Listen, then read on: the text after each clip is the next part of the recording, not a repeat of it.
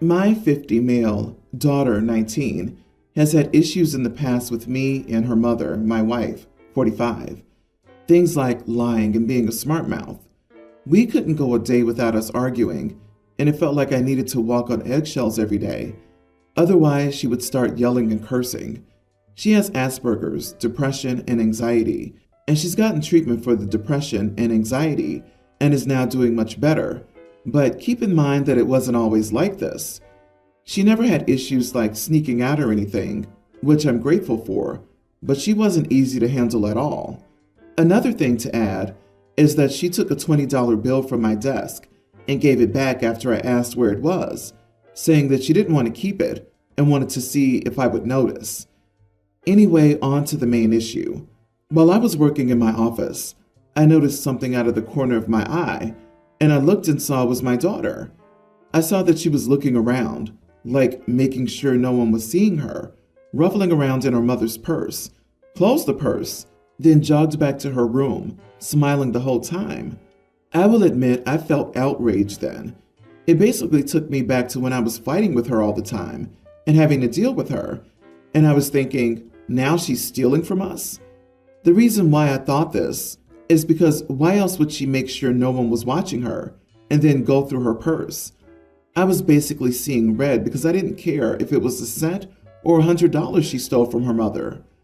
I got angry and I went into her room and I started to yell, asking why the heck she would do this to her own mom and that she should be ashamed of it, and she began to cry. I thought she was playing dumb, so I got angrier until my wife came in and asked what was going on, and I explained it to her. My daughter was trying to speak, but she was crying too hard, so my wife left the room for about a half a minute and came back with a very confused look, holding her purse and a little origami paper swan. At this point, I was confused too, but my daughter finally calmed down and said, I made a paper swan and put it in there because I thought it would be funny and cute, and you would notice it when you got ready for work the next morning. I was dumbfounded for a few seconds, and I said to my wife, Are you sure she didn't take anything? Not in an accusing way, more like in a confusion way. And my wife said no, nothing was missing from her purse at all. After that, we all stood in silence for a minute, and my daughter said, Can both of you leave for now? I need some time alone. We left her room. My daughter hasn't been talking to us, me or her mother, since last night, and I feel bad and my wife says I should apologize. But what can one assume when seeing a difficult person going through her bag? I was wrong, but it looked very bad. Am I the idiot? You are the idiot. Oh my God. The fact that you jumped immediately to stealing was a huge red flag. I immediately thought she'd put something in the purse, like a note or a present. Thieves generally don't grin ear to ear. They want to look nonchalant. Present givers do. The fact that you didn't talk to your wife first and verify that something was missing, and you didn't ask the daughter but jumped straight to loud accusations is horrible. You need to get therapy and anger management counseling before you lose it and hurt someone again. Also, gasp, a teenager has, throughout her life, lied to her parents and been a smart mouth? My God, why isn't she in juvie? If your boss publicly accused you of stealing and you were found to be innocent, would you expect an apology? On the contrary, you made a serious and hurtful error. You owe her a serious and heartfelt apology. Exactly. You're still blaming your daughter for your mistake. You made a big mistake, but it's her fault you made it. No, you made a mistake. Own you made a mistake and apologize. You mentioned a lot of problems between you and your daughter. Is this the type of example you set in the past? Not owning up to and apologizing for mistakes? Flying off the handle based on assumptions without getting all the facts first? Were those the lessons you imparted as a parent? Update. Hi everyone. I've been thinking a lot, not just about this situation, but about my and my daughter's relationship. I've also had a long talk with my wife. I know I was definitely wrong here, and I did indeed hurt my daughter very badly. She's sleeping right now, but I will apologize in the morning and take her to Olive Garden, the restaurant where her favorite dish is shrimp Alfredo. I hope it ends up being a good start. I am taking any recommendations on how to word the apology to my daughter because I do want to say a lot of things, but I also don't know where to start. But thank you, everybody.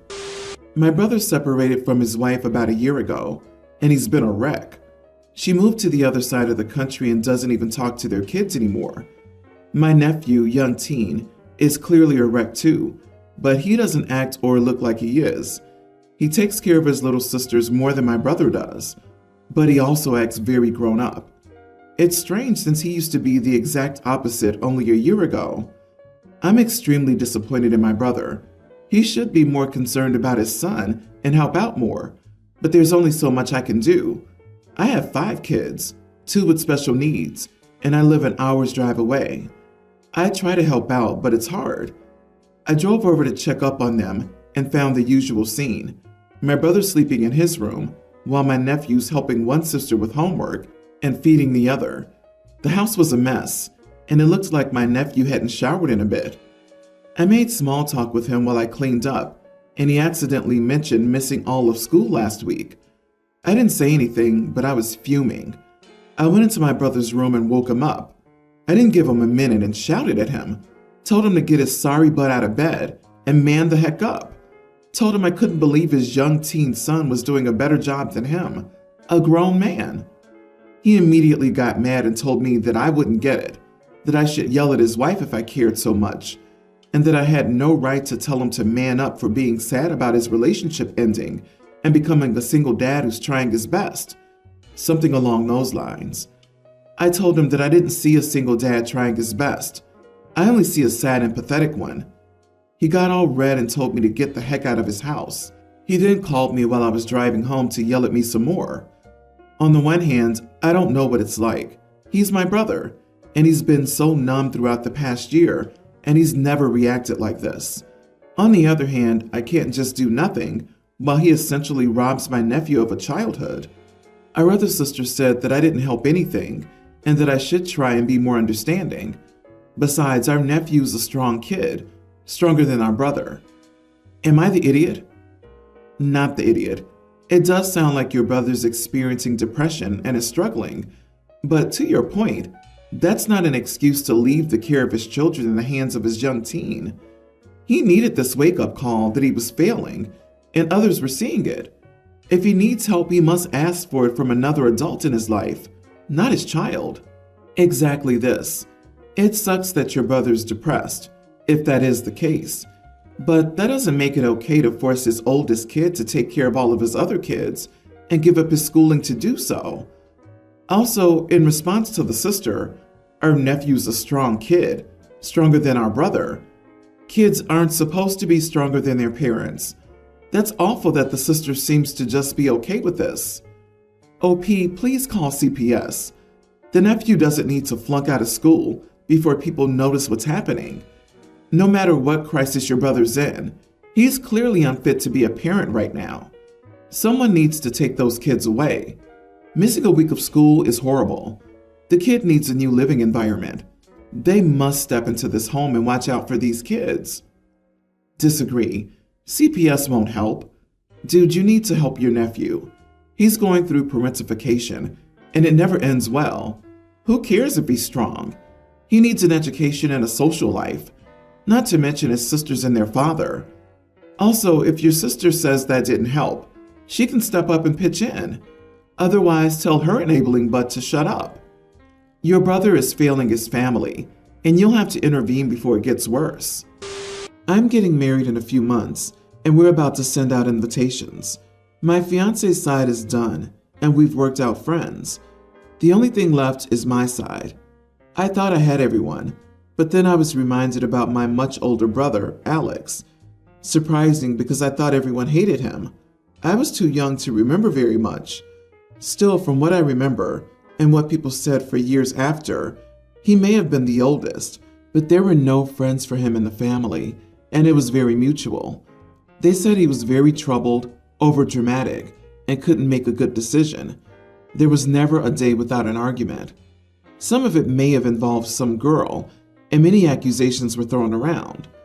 He moved out at 18, when my sister and I were 4 and 8. After that, he cut contact with us.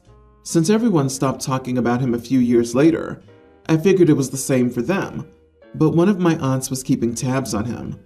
As time went on, the older relatives softened. For a few years, they all wanted to reconcile things with Alex. It's been slow going, but within 2 years, he's shown interest in coming out for a visit. Unfortunately, it hasn't worked out with the holidays, so now everyone really wants me to invite Alex to my wedding as a show of reconciliation, to invite him back into the family, and so we can see everyone. I don't want to. I don't even know this guy, and I don't want my wedding to turn into some prodigal son family reunion. My family says I can't possibly know what was happening back then. They've changed their story to everything, just personality differences and normal teenage behavior that was getting blown out of proportion on both sides because he was the oldest son and the family was very traditional. Everyone is begging me to do it. My family was even offering to pay the cost to have him and his wife there, even though they weren't thrilled about his wife. Still, now they're upping it to paying half the catering cost if he's included. I still don't want to, but now my fiance thinks I'm stubborn and should just suck it up for that much of a discount. Am I the idiot? Not the idiot, and absolutely not. I wouldn't want my wedding to turn into some long-lost relative who comes back to the family thing either. And what if it doesn't go well? Long-lost son returns is a dynamic that will overshadow the ceremony. You and your wife deserve to be the center of attention for this day. Just say no. He's had years to reconcile with his family. Why does your wedding have to be the venue? What if he decides he still hates everybody and shows his butt and makes a big scene? Not just no, but heck no. If the family's so determined to make this happen, let them plan, organize, and pay for a family reunion, or a big dinner, or lunch for goodness sake, not your wedding. If folks want to reconnect, they've got 364 other days this year to do it, not at your wedding. All of this, OP, you could agree to have him come out after your wedding when people are still in town so it doesn't draw focus from you, but it's really your choice. Honestly, I'd be curious about meeting him if I were you. If he left at 18, he was a child when everyone blamed him for the falling out in your family. You don't know him. He's a stranger. He might be great or not. This could go horribly wrong and cause a rift for years. There are better ways to start out your married life. I, 44 male, have a younger brother, 41, and we are only children. Also, we're not from the US or any Western country. My father passed away almost 10 years ago, and since our mother was also dead, we divided his estate equally. His estate was a farm of 12 hectares, 30 acres back then. It had a house, a barn, a pond, wheat fields, and olive fields. We both worked office jobs in the city and didn't want to be farmers. But after my dad died, my wife convinced me to quit, buy out my brother, and start a business with her. She had degrees in business and hospitality, and I was working in accounting. And that's what I did. I bought out my brother at market price. After that, my wife and I transformed the farm. We got government subsidies to make our farm more sustainable, transformed the area by the pond into a garden and romantic strolling route, and a fishing spot. And the closest farm plots were made into a pedagogic farm, and some made available to guests to rent, built small houses, built a stable, and bought some horses. We made it into a retreat where you can either spend the day, act as a farmer and have some authentic food, or rent a cabin and try farm life. The rest of the farm was left to the farmhands. Since we're barely 2 hours outside city limits, it's become a booming business. We're booked solid all year. We have schools coming for tours, activities every weekend, and couples throwing their weddings here. And after the first 5 years, we were able to pay off our debt and making great money. My brother used his money to buy a house, 2 cars, and his children's schooling. And they're living well, upper middle class by my country standards, but nothing like my family and me. Now he says that he wants in on the business and that what he paid wasn't fair. I told him no. He got what his land was worth back then. Now he's no longer talking to me. He's the only family I have left. So, am I the idiot? Not the idiot. If he had invested half of the money into anything else, would he share the fruits of that investment with you? I don't think so. You had all the work transforming the place, and you had all the risk of it not working too. Also, you invested some of your own money to make all of that possible.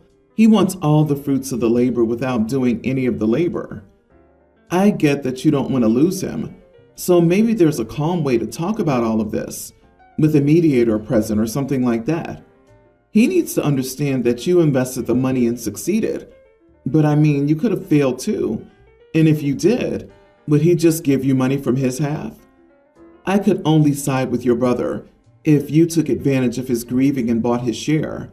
I do doubt that this is a possibility, considering it must have taken some time for your wife to convince you to give up your career to suddenly become a farmer. Also, it's been 10 years, and he hasn't mentioned any regret during that time. It's clear your brother's having money troubles, or perhaps a midlife crisis. Either way, he got a fair deal for his share. If he wants back in, he can offer to repurchase his half. Yeah, don't worry. I'm sure if the business was failing, he would insist he got paid too much and give you the money back. OP, he got market value for his half. He used it up. You invested your time and money, and now you're getting your return on investment. No need to feel guilty. I, female 19, am in my first year of college, living with a roommate, Katie, female 19. Katie speaks 3 languages, English, German, and Spanish, and she makes it her whole personality. Whenever I ask what she's watching something in another language, so obviously I can't watch it. She's always listening to music on her headphones, and when I tried to bond and listen to what she was listening to, it was in another language again, and I couldn't stand it. Her friends all speak one of the languages she does. Whenever I hear them, I can't join the conversation because they mix everything, so I'm left out of their convo. The other day, I saw a new book on her desk, a Portuguese course book. I asked her about this, and she said she's taking private Portuguese classes starting in February. I told her she has to let it go and that she needs to develop her personality because speaking a language isn't a personality trait and she's just boring. She got really annoyed with me and told me I was an idiot and to stop eavesdropping on her convos. I told her she was boring and she had to fake her personality. Now she's not speaking to me. My friends are split. Some agree with me and some agree with her. Who's the idiot here? Am I the idiot for telling the truth? You are the idiot. Jealousy's not a personality either. She has a personality. She has friends, interests, and hobbies. Just because you don't like her music or can't keep up with her friends doesn't mean those things don't count. Your roommate has an interest and is engaging with it and with people who share that interest. Nothing's stopping you from also enjoying movies in another language. You could have asked her to turn on the subtitles. Between the two of you, you sound like the boring one, to be honest. You're lurking around your roommate, judging her for having interests that don't involve you. You were needlessly nasty to her because you can't speak the same language as she does. One of you needs to work on your personality, but spoiler, it's not your roommate. Also, super controlling. Why is OP critiquing her roommate's hobbies, friends, and musical taste and thinking she has a right to demand the changes? They're roommates, not life partners. This girl doesn't have to include OP in her conversations or movie nights. OP, maybe do some self-reflection because it sounds like you may be insecure and you're projecting that on your roommate.